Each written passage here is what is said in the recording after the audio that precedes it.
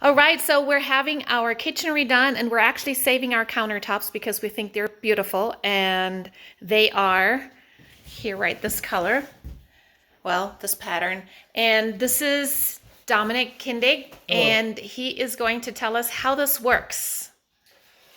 So typically with granite and cabinets and all that fun jazz, you always want to start with components that are keeping it all connected, just like Legos when you got to take all those apart. So you start with the sink. You got to cut the sink out nice and carefully. It's always held up by caulking, so as long as you have a nice sharp blade, you can get in there and cut the caulking out. And sometimes it works better if you have a really thin putty knife and you just wedge it in there and you just gently get the caulking out. Of course, before you can get the sink out, you got to go underneath and you got to take apart the plumbing all the way around. You got to take all the lines off, you got to take your faucet off. Everything is all being held together like one big structure. Once you get the plumbing out, you use your bracket, or if sometimes they have wooden cleats. As long as the sink is loose, then we can take the sink out, or we can leave it there until you have to physically move the countertop itself. When you're dealing with seams, which you can see here, we had 2 of them.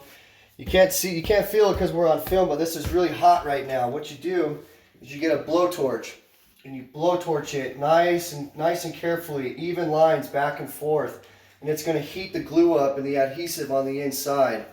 So after that gets heated up enough, you make sure that you cut the caulking underneath the countertops, and if this is heated up enough, all you got to do is just barely wiggle it, or give it some, you want to just give it a little shake.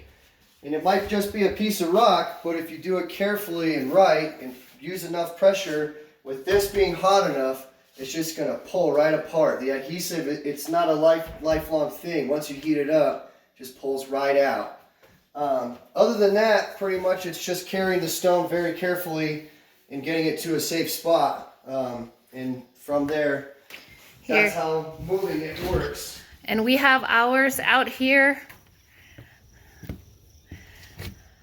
And we're just gonna wait for the new caps to go in, and then that goes back up. Of course, we're gonna keep the pattern the same so that, the pattern of the cabinets, that's the only way to actually save and reuse the granite countertops. So, thanks.